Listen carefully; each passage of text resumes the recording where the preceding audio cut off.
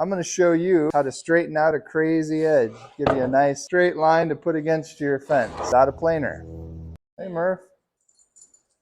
So I need to flatten the edge of this live edge piece. Just kind of odd.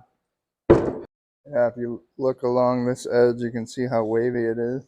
It's just all kinds of, and I could take it over to the planer, just afraid I don't have enough flat.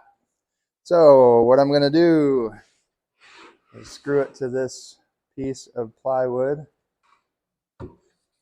So my idea is to bring this out just right to the edge, because I know my plywood is nice and straight. I'm gonna put a couple screws in to hold it.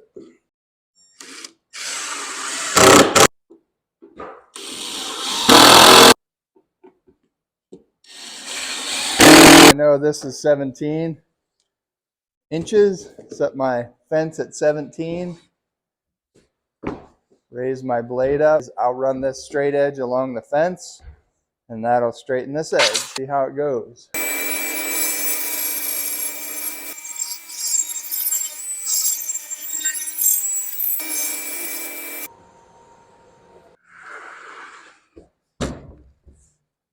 Nice and straight and flat. Just cut off all the wanky stuff.